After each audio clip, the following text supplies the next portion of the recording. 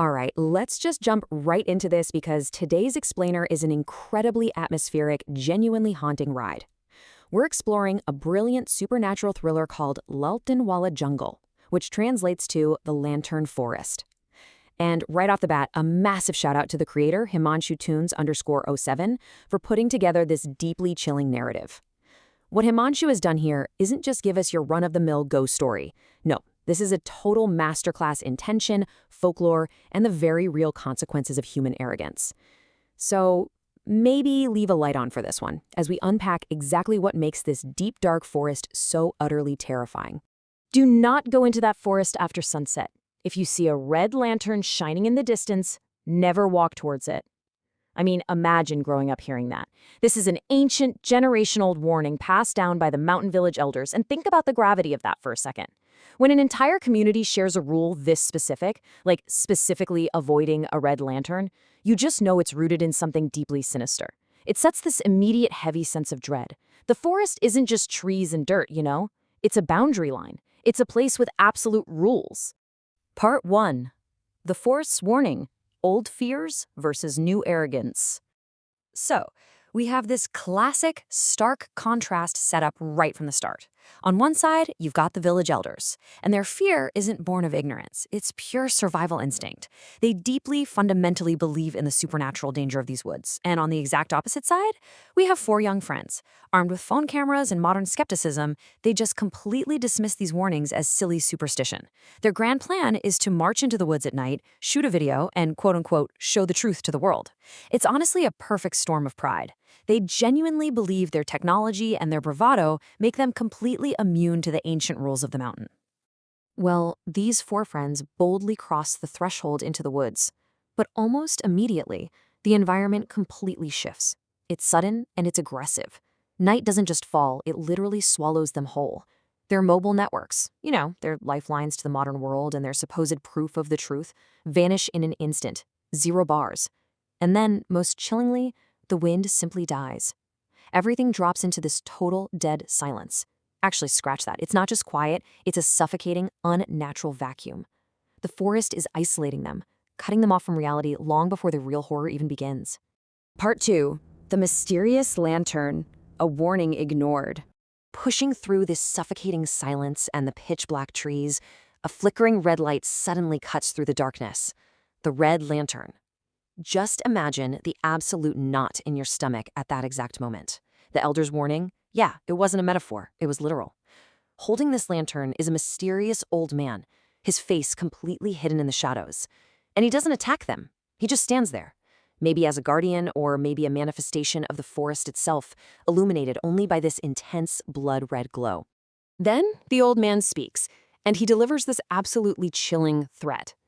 Go back the way you came, or you will not see the morning. It's an out. The forest is giving them one final off-ramp to respect the boundaries and just turn around. But what do the friends do? Blinded by their ego and this desperate need for viral content, they actually laugh it off. No way, right? They mock this old man and march right past him, deeper into the dark. It is the ultimate fatal mistake. Part 3. Chilling Anomalies. The Psychological Break. The breakdown of reality hits them fast. First, they realize they're walking in endless circles, a classic, terrifying disorientation tactic. To counter it, they start leaving physical marks on the trees, but when they loop back, the marks have mysteriously changed or just disappeared entirely. The forest is literally playing with them. And then, the needles on their watches completely stop. Time itself has ceased to function normally. The physical rules of the environment are entirely breaking down around them, trapping them in a maze where logic just does not apply anymore. And then we hit what might be the most terrifying realization of the whole story, the number 5. Why is that so horrifying? Because as the friends huddle together in a total panic, using their phone camera just to try and see into the pitch black, the screen reveals 5 people standing in the frame. But there are only 4 friends. Something else is standing right there with them in the dark, invisible to the naked eye, but captured dead center by the lens. It's a brilliant, heart-stopping jump scare that proves, without a doubt, they are absolutely not alone. From there, the terror shifts. It moves from their environment right into their own minds. The forest starts using the voices of their loved ones to try and pull them apart. One guy hears his mother calling out to him from the bushes. Another hears his sibling. It's brutal psychological warfare. Because the forest knows that as a group of four, they might actually survive. But if it can tempt them to separate in the dark by preying on their deepest emotional attachments, they're lost forever. It shows this incredibly malicious, calculating intelligence at work. Part 4. The Price of Pride. The Broken Temple. Somehow fighting the urge to separate, the friends stumble upon the very epicenter of all this supernatural activity. Hidden deep within the suffocating woods is a broken, ancient temple. It's completely ruined, overgrown, and radiating this overwhelming sense of age and power. It suddenly becomes so clear that this isn't just a random patch of haunted woods. No, this is sacred, cursed ground that has been sitting here long before their village ever even existed. And here is the crucial piece of the puzzle. Carved into the ancient stone wall of this temple is a message. He who comes here out of greed or pride loses his way. This is the devastating aha moment. They didn't end up in this forest by accident. They didn't come out of necessity. They came because they were arrogant. They wanted to prove the elders wrong and snag some cheap internet clout. The curse of this forest isn't just random chaos. It acts as a mirror, specifically targeting and punishing human arrogance. Suddenly, stepping right out of the shadows, the mysterious old man with a lantern reappears. Only this time, he doesn't tell them to turn back. It is way too late for that. Instead, he delivers this punishing truth. The forest doesn't eat a person. His pride swallows him. It's such an incredibly powerful line by Himanshu Tunes 07. All the supernatural elements, the looping paths, the stopped watches, the phantom voices, they were all just tools, reflecting the boys' own foolish egos right back at them. So to actually escape, they have to face one final test. The path out forces them to confront their absolute greatest personal fears. If they give in to panic, if they break and run in fear, the forest just loops them right back to the temple, back to square one. But if they can show true courage, which, by the way, doesn't mean being fearless, it means being utterly terrified and choosing to move forward anyway, hand in hand without abandoning each other, they actually make progress. They have to replace that initial foolish pride with genuine, humble courage. Part 5. The Shocking Truth. Escaping the Woods. Finally, as the sun begins to rise, the forest spits them out. They stumble back into their mountain village, exhausted, deeply traumatized, but alive. You can feel them breathe this massive sigh of relief. But the reaction of the village isn't joy. The villagers stop dead in their tracks.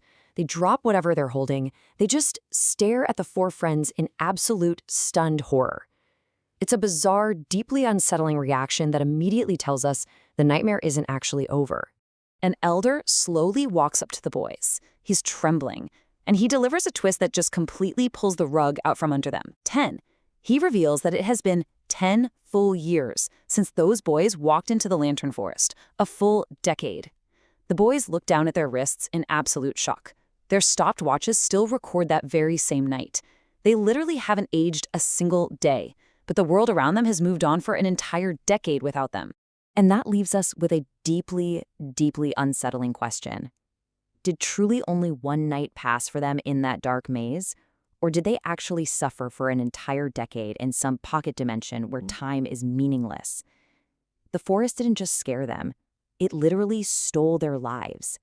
It took 10 years of their youth as a tax for their arrogance.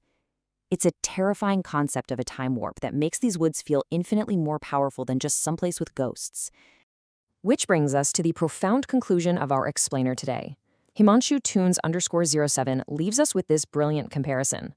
Sure, the supernatural ghosts, the old man, the time loops, they are absolutely terrifying. But the real monster? It's human pride. Unnecessary risk and just trying to show off led them to a point of no return. The boys weren't victims of random chance, they were victims of their own egos. So I'll leave you with this thought. The next time you were warned about the dark, will you listen to the wisdom of those who came before you? Or will your pride compel you to walk right toward that red lantern? Thanks for joining me on this journey today. Keep learning, stay curious, and I'll see you in the next explainer.